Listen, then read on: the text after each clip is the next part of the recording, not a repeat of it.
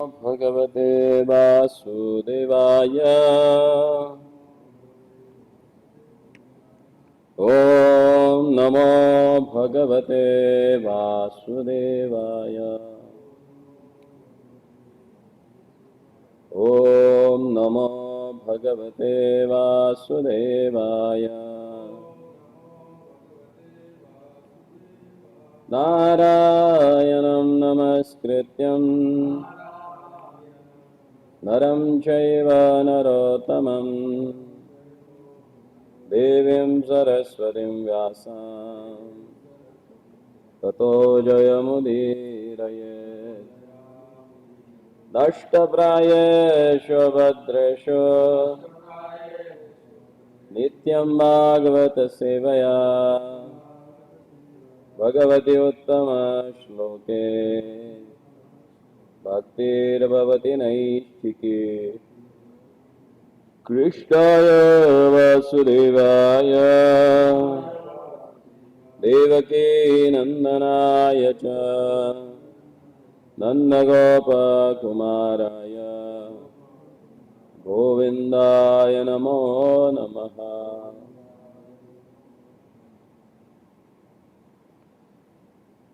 तो जैसे कि हम अनर्थों के बारे में चर्चा कर रहे थे,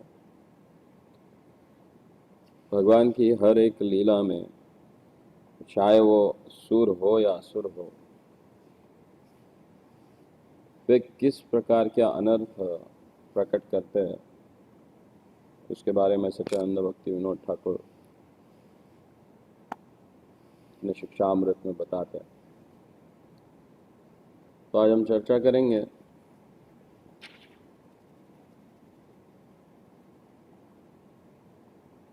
नंदा महाराज का वरुण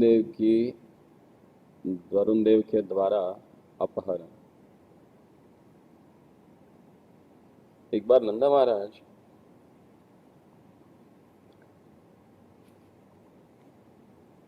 समय का व्यवधान या समय का अच्छी तरह से ज्ञान न होने के कारण वे ब्रह्म मुहूर्त से पहले ही जमुना जी में स्नान करने चले गए। और जिस वेला में वो गए थे, वो वेला थोड़ी खराब थी। वो शुभ समय नहीं था, अशुभ समय था।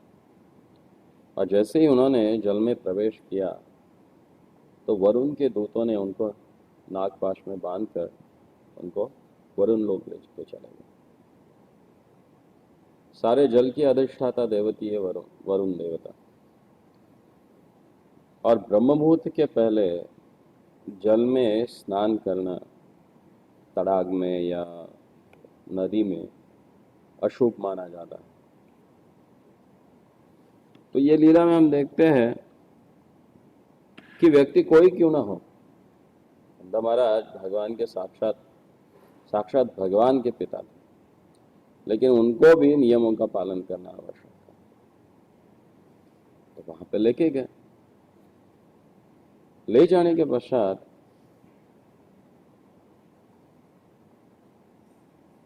नंदा महाराज लौटे नहीं वापस, सब हड़बड़ी मच गई। तो फिर वहां पे भगवान ने जान लिया कि क्या कारण हो सकता है, नंद बाबा कहाँ गए। तो उन्होंने यमुना जी में प्रवेश किया और सीधा वरुण लोक पहुंचे। जैसे ही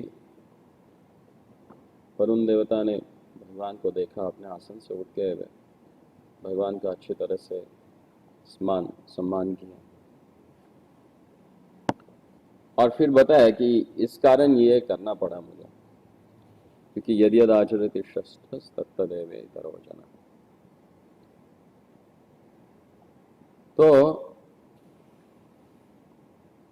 भगवान ने भी उनको कुछ उनकी प्रताड़ना वगैरह की और नंद महाराज जी को लेकर फिर वे वापस चले आए।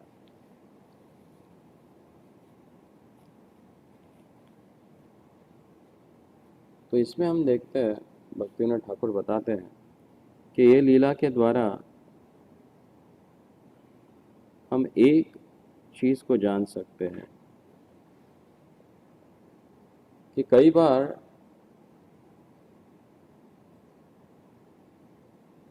जो सहजिया लोग रहते हैं, जैसे कि महाप्रभु ने जब ये गौड़ीय संप्रदाय शुरू किया और महाप्रभु के पश्चात कई आचार्य आए, उनके पश्चात फिर ये गौड़ीय समाज जो था या ये गौड़ीय संप्रदाय जो था वो ऐसे लोगों के प्रभाव में आ गया कि जो लोग सहजीय थे, जो भगवत भावना को बहुत ही सहजता से ले रहे, और फिर आगे जाते जाते कोई प्रमुख और प्रभावी आचार्य न होने के कारण ये लोगों में ऐसी धारणा हो गई कि ये लोग अपनी इंद्रिय तृप्ति को ही कृष्ण भावना का एक जरिया समझने लगे और इंद्रिय तृप्ति के द्वारा ही कृष्ण भावना को वे पुष्टि देने का प्रयास करने लगे। फिर उसके लिए मद्यपान, मदिरा और बाकी के जो नशीले पदार्थ हैं उनका सेवन करने लगे। और ऐसे सहजीय लोगों के कारण उनकी धारणा ऐसी हो गई कि कुछ मद्य या नशीले पदार्थ सेवन करने से व्यक्ति जल्दी उच्च स्तर को प्राप्त करता है। तो इस प्रकार के जो मिसकंसेप्शंस है, जो गलत धारणाएं हैं, ये इस लीला के द्वारा प्रकट होती है। कई बार जैसे वरुण देवता, हालांकि उसके पास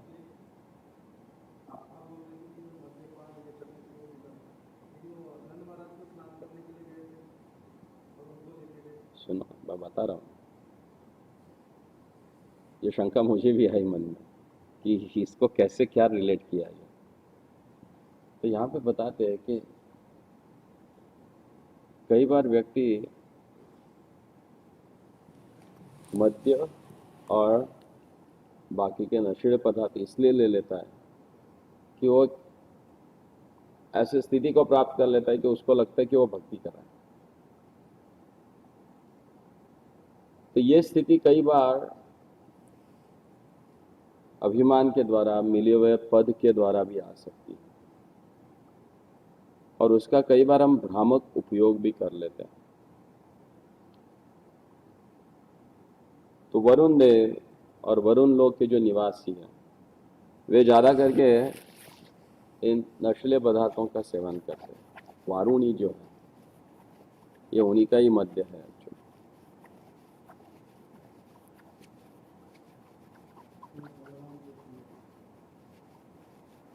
बहुत सारे पुष्पों के गंधों से और उनके अर्क से बनाया हुआ जाता है।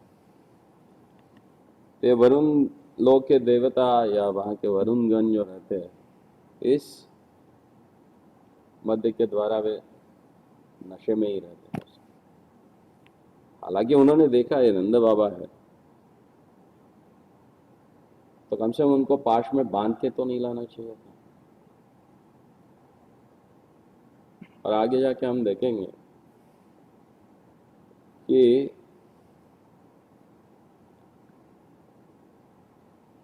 कई बार ये लोग, हालांकि वरुण देवता देवता है और विष्णु भक्त स्मृतो देवा कहा जा गया कि भगवान श्री विष्णु के भक्त जो रहते हैं वे देवताएं रहते हैं। देवताएं होने के पश्चात, भक्ति में लगने के पश्चात भी कई बार इस प्रकार के जो नशीले पदार्थों का सेवन कर लेते हैं, इससे भक्ति की उच्च स्तर कभी नहीं प्राप्त कर सकते। इसलिए देवताओं को भी शुद्ध नहीं कहा गया है।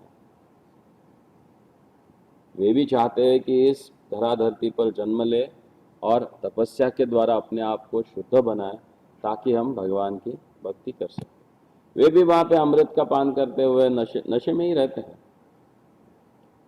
इंद्र देवता स्वयं 5वें स्कंद में भगवान को प्रार्थना करते कि हे भगवान, अगर हमारा कुछ पुण्य बचा हुआ, क्योंकि यहाँ पे रंभा, मेनका, उर्वशी इनके रूप सौंदर्य का पान करते समय, हालांकि आप हमारे बाजू में बैठे रहते उपेंद्र करके, हम आपको भूल जाते हैं। तो स्वर्गीय लोकों में मिलने वाला आनंद भी भगवान की हमें विस्मृति करा देता है। तो देवताओं को मिश्र भक्त कहा जाता है। तो ऐसे मिश्र भक्ति के द्वारा हम शुद्ध भक्ति को नहीं प्राप्त कर सकते। शुद्ध भक्ति करना है तो इन सारे चीजों से हमें मुक्त होना। फिर जब नंद बाबा को ऊपर लेके आ गए जल से बाहर, तो काफी समय बीत गया था, संध्या हो चुकी थी और रात्रि का प्रारंभ हो चुका था। तो सारे लोगों ने सोचा कि यही जमुना के तट पे ही विश्राम कर लें। तो जैसे ही विश्राम कर रहे थे तो रात्रि में एक सर्प वहां पे आ गया और उस सर्प ने क्या किया, नंद बाबा को निगल लिया।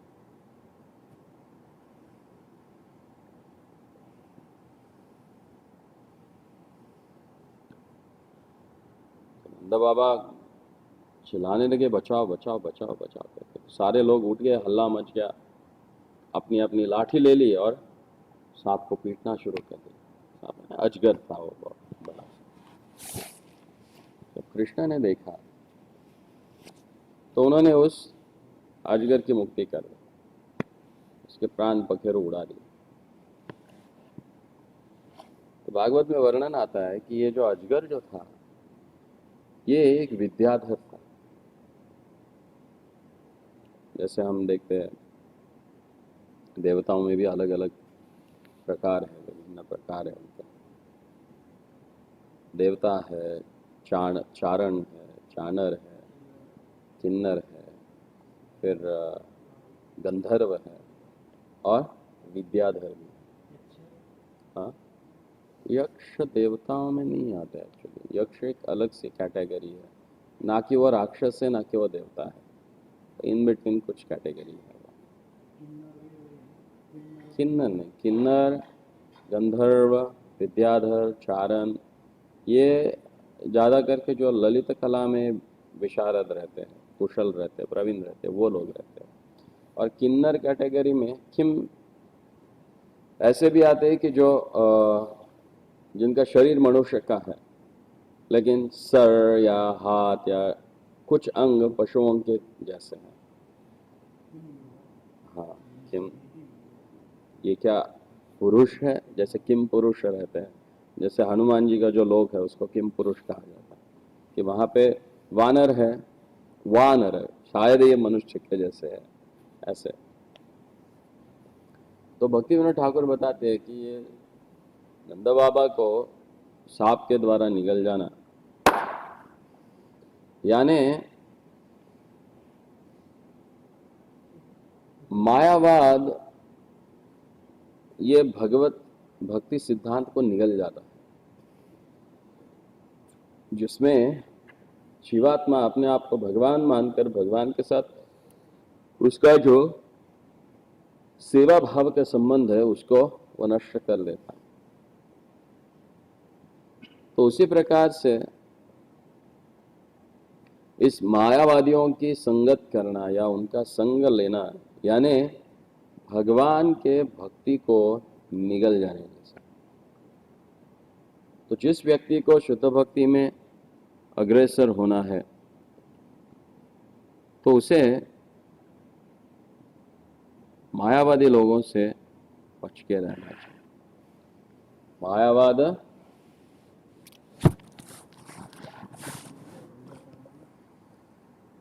भाष्य सुनले होइल सर्वनाश। কি দাদা বুঝতে পারে না? हाँ,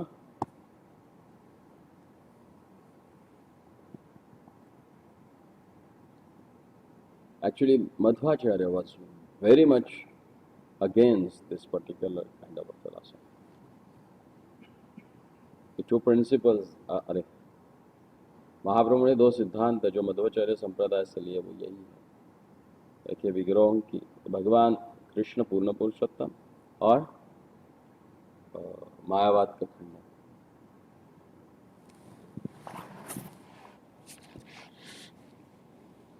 इसके पश्चात भगवान एक दूसरी लीला की, जिस लीला में उन्होंने शंखचूड़ नामक जो राक्षस था,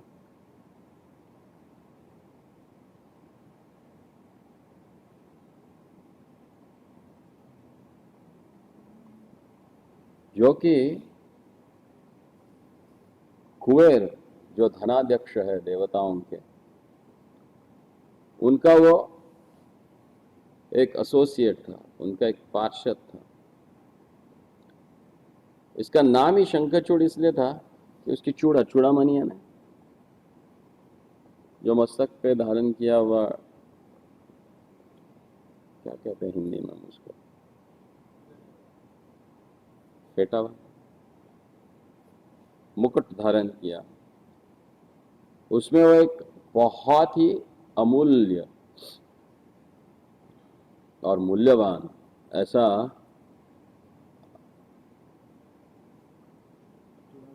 हाँ चूड़ामणि धारण करता।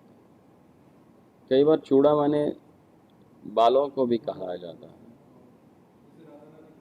हाँ चूड़ा, तो शंखचूड़ इसलिए उसको कहा जाता था क्योंकि वो अपने मस्तक पे वो चूड़ा धारण करता है।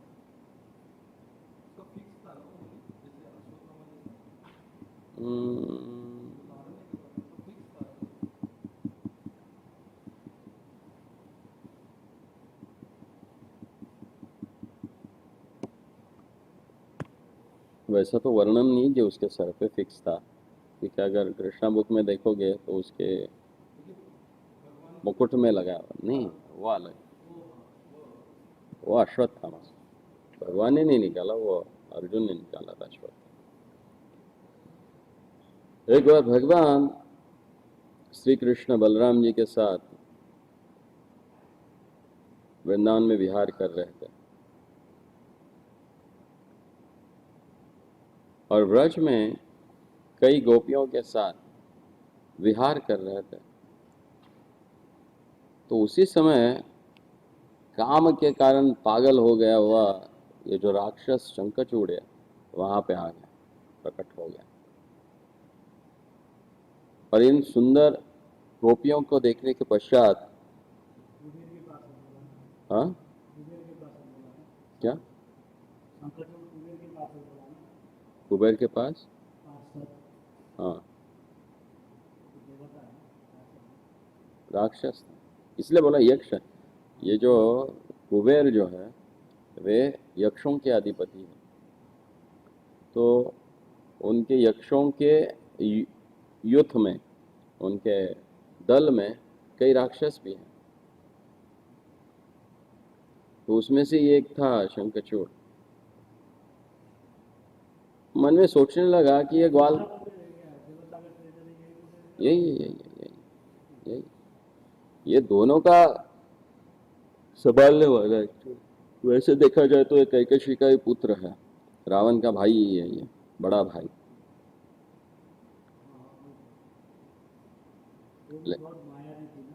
हाँ, तो शंकरचूड़ सोचने लगा कि ये तो ग्वाल बाले है, और ये ग्वाल बाले इतने सुंदर स्त्रियों के साथ आनंद ले रहे, मेरा अधिकार बनता है, क्योंकि मैं देवराय देवताओं के धनाध्यक्ष कुबेर का मंत्री जैसा ही कुछ था, तो भला मैं इनके साथ भोग करना चाहिए।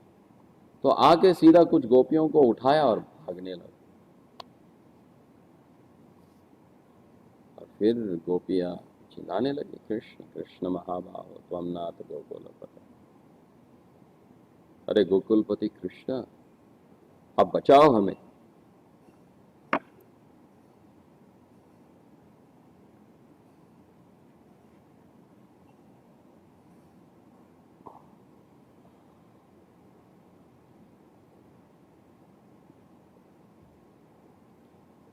तो भगवान ने फिर उसके पीछे भागे, उसको पकड़ा और एक जोर से घूसा उसके सर पे मार दिया, शंखचूड़ वहीं पे खड़ा।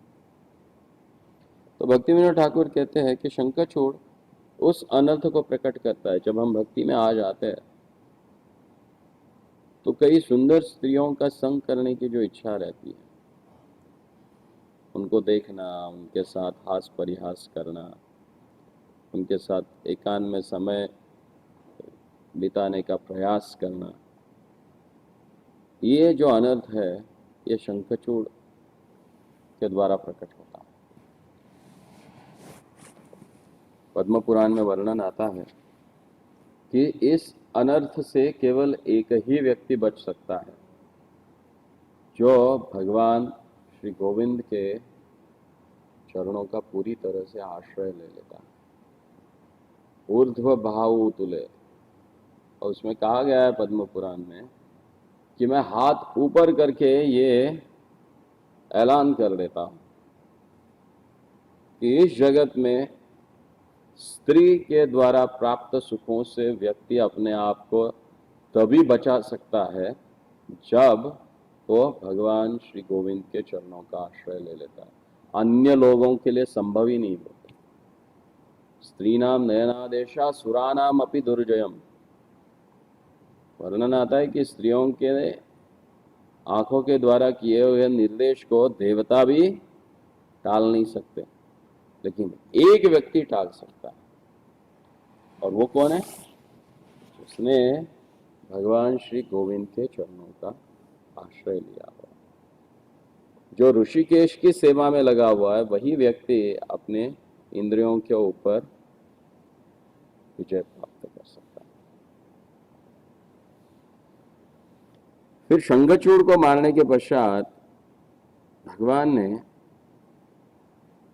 दूसरी और एक लीला की, जिस लीला में उन्होंने अरिष्टासुर नामक जो राक्षस है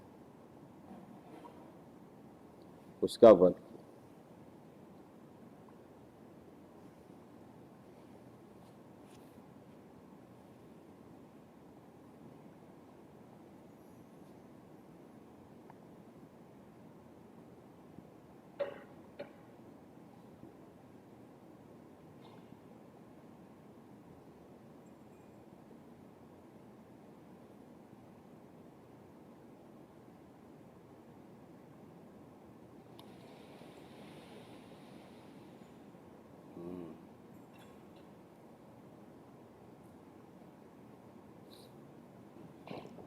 कई बार कुछ चीजें हमें आम लगती है और अनजाने में वो हम कर भी देते हैं, तो उनका परिणाम कितना खतरनाक हो सकता है सोचो। अरिष्टासुर जो एक बहुत ही भयंकर बैल के रूप में आया था, कंस ने उसको भेजा था, जाओ कृष्ण की हत्या करो। आके उसने वृंदावन में उत्पात किया क्योंकि वो कृष्ण को पहचान नहीं पाया कौन है, और भगवान तो अपने ग्वाल बाल और गायों के साथ गोचरण के लिए चले गए थे।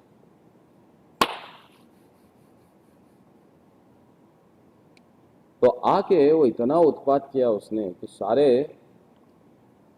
ब्रजवासी हड़बड़ा गया, अभी क्या करना। तो लाला अपने मित्रों के साथ वापस आए, और आने के बाद बहुत बुरी तरह से उस अरिष्टासुर की पिटाई की। कहा जाता है कि वो जो क्या कहते हैं गाय के, इसको नहीं गाय माँ बर्थडे का ऐसे करने को, दहाड़, शेर दहाड़ लेता है एक्चुअली, लेकिन ये भी जैसे आवाज करता था तो ऐसे लगता था कि कोई बहुत बड़ा लायन आ गया, शेर आ गया। कई गायों का मिसकैरेज हो गया उसके कारण, कई गोपियों का मिसकैरेज हो गया उसके कारण, इतना भयंकर ध्वनि कर रहा था। उसको सुन के भगवान गोचरण भूमि से तुरंत निकल आए, बोले ब्रजवासियों के ऊपर कुछ ना कुछ अरिष्ट आया है, इसलिए उसका नाम अरिष्टासुर है। तो आए और इतनी धुलाई की उसकी कि पूछो मत, जान निकल गई उसकी, और उसका वध कर दिया भगवान। भक्तिविनोद ठाकुर बताते हैं कि ये जो अरिष्टासुर है ये उस अनर्थ को प्रकट करता है जिसमें कई क्या कहते हैं उसका, कैतव धर्म जो रहते हैं,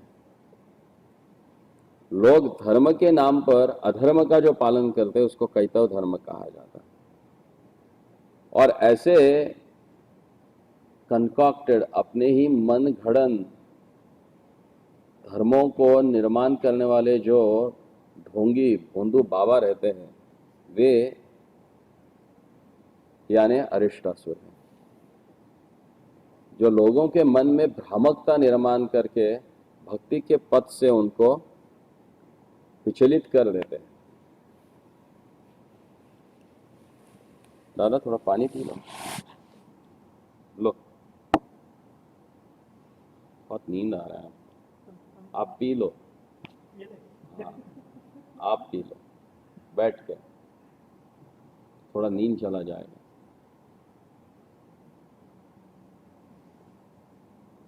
शाबाश। हाँ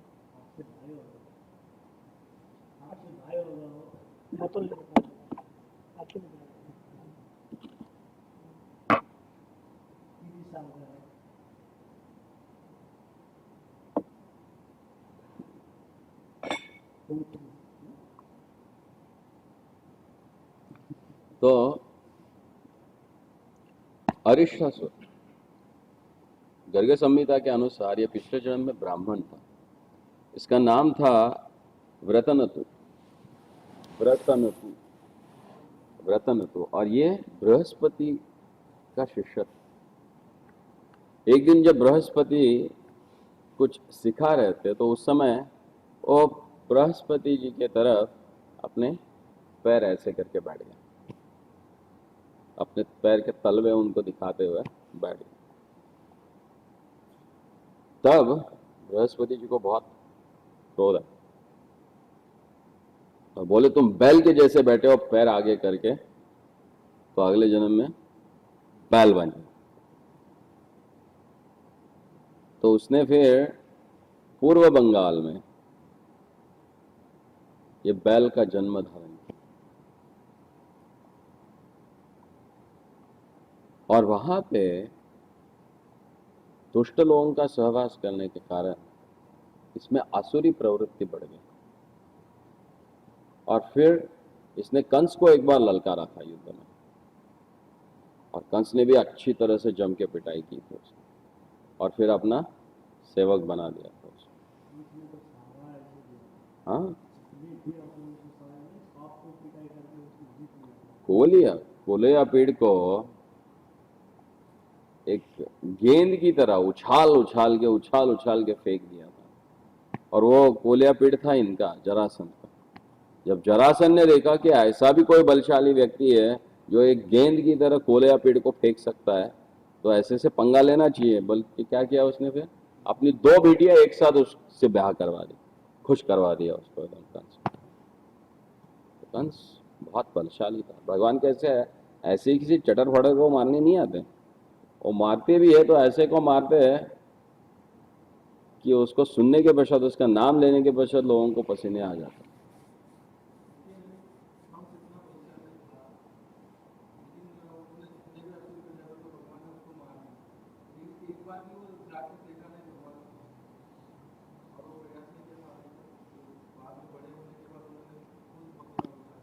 वो जा रहा था,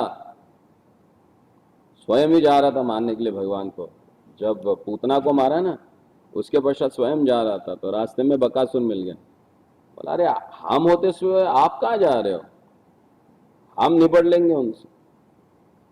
और फिर पोस्ट कर दिया उसको, अरे आप इतने शक्तिशाली है, ऐसे मच्छर को मारने के लिए आपको जाने की क्या जरूरत है, हम है ना। तो फूल गया, बोला अरे बच्चे को मैं थोड़ी मारूंगा, इंसल्ट है मेरा, मार भी दिया तो लोग क्या कहेंगे, और उससे मार खाया तो लोग क्या कहेंगे। इसलिए अच्छा बोला, अच्छा ऑप्शन है, इनको भेज दो, एक एक करके भेज दी। और विनाश काले विपरीत बुद्धि बोल देते हैं ना, जब विनाश काल व्यक्ति का नजदीक आता है तो भगवान आए थे किस लिए, धरती का भार कम करने के लिए। अगर डायरेक्ट कंस को ही मार देते तो ये बाकी के मरते क्या, नहीं ना। इसलिए कंस को ऐसी बुद्धि दे दी कि वो एक एक करके अपना प्यारा भेजता रहा, तो भगवान उनको रोनते चले गए, एक एक करके जब मर गए सारे, तब इसको याद आया यार अभी जरासंध का ना, हाँ, 50 लाख लेके आता था एक समय पे वो। आप सोचो यानी कितने, 23 अक्षोणी, 50 लाख और मार देते थे भगवान एकदम। हम तो 18 अक्षोणी युद्ध बहुत बड़ा करके है, लेकिन भगवान ने 17 बार 23 अक्षोणी यानी 50-50 लाख लोगों को। जब भगवान द्वारका बसाई उन्होंने, क्यों बसाई मालूम है? मैया यशोदा ने कहा कि लाला तू यहां से कहीं दूर चला जा, क्योंकि हम सुन रहे हैं कि वो हर बार जरासंध आ रहा है और तुम्हें तकलीफ दे रहा है वहां पे। आप सोचो 50 लाख अगर लोग काटे गए तो कितना खून बहेगा। और वो डेड बॉडी जलाने के लिए जगह नहीं थी, ऐसी स्थिति हो गई थी, सारा पूरा कीचड़ हो गया था, गंदा स्मेल आ रहा था। तो मैया ने लाला को कहा कि इन सब गंदगी से तू निकल जा दूर कहीं पर, ऐसे जगह पे चला जा कि जहां पे जरासंध आए नहीं। तो भगवान ने फिर द्वारका निर्माण किया और वहां पे जाके बैठ के ना दुर्गंध आएगी ना कुछ आएगा।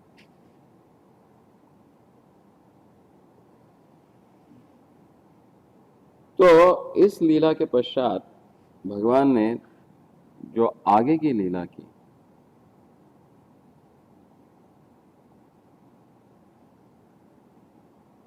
इसके पश्चात किसको मारा था उन्होंने? केशी।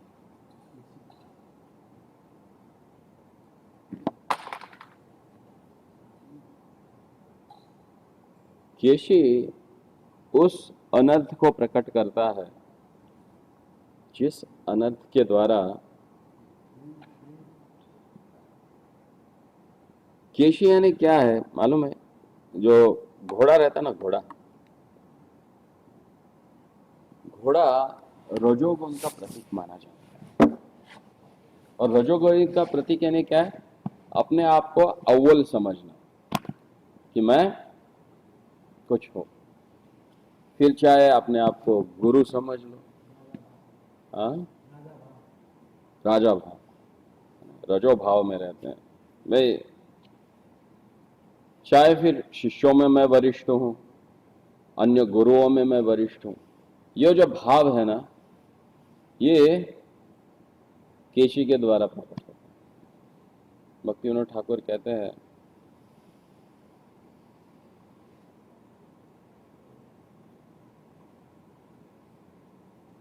जब कोई व्यक्ति बहुत सारा ज्ञान प्राप्त कर लेता है या बहुत सारा धन प्राप्त कर लेता है या बड़ी बड़ी उपाधियां प्राप्त कर लेता है, तो उसके द्वारा उसके मन में जो अहंकार आता है वो इस केशी राक्षस का प्रतीक है। ब्रह्मवैवर्त पुराण के हिसाब से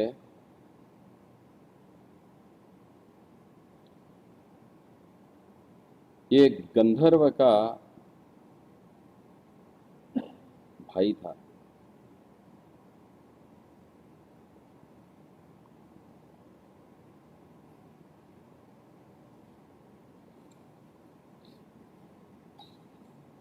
और किसी ऋषि के प्रति अपराध करने के कारण ये आगे जाके प्रलंबासुर और बकासुर का भाई बन गया। था शक्तिशाली, इसको भी कई कंधार से उठा के लाया था कंस। ये सबसे शक्तिशाली जो घोड़े रहते हैं वे आपको अफगानिस्तान, अरब देशों में मिलेंगे, तो वहां से उठा के लाया था।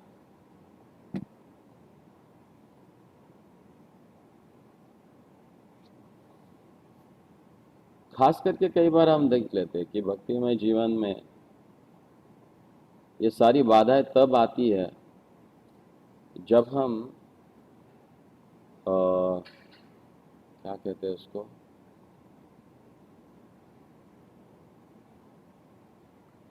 सजग नहीं रहते, अपने व्यवहार में थोड़ा बहुत आलस कर देते हैं।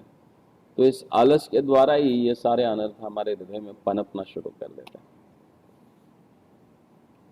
तो साधक को अगर उचित रूप से भगवत भक्ति करना है तो उसको सजग रहना। जैसे कि प्रभुपाद जी कहा करते थे कि Krishna consciousness mean who is always conscious.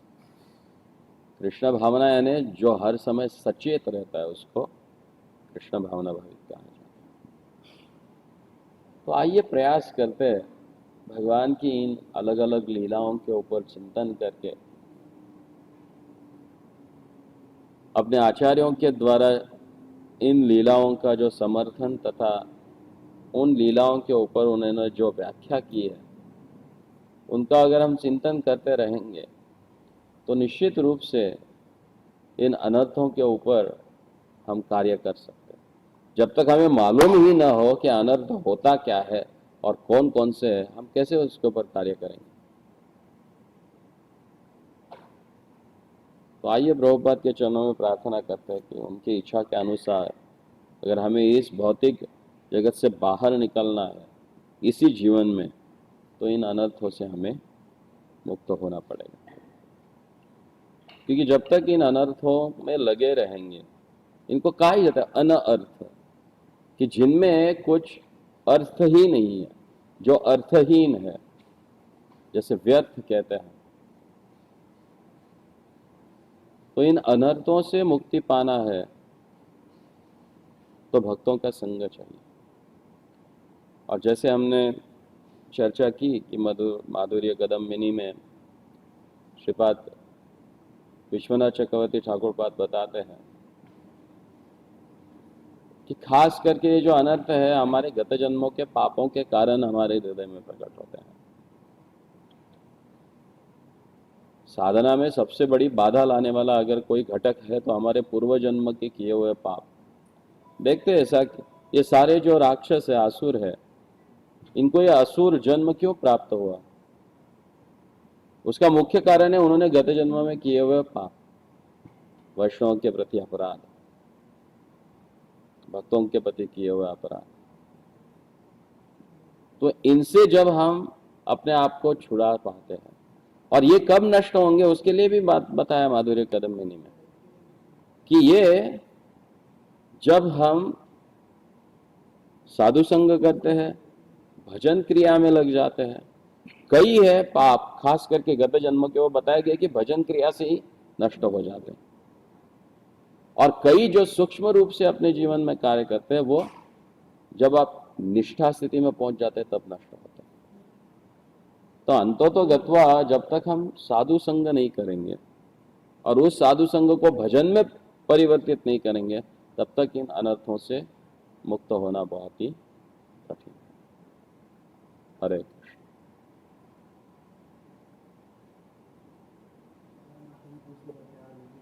हाँ,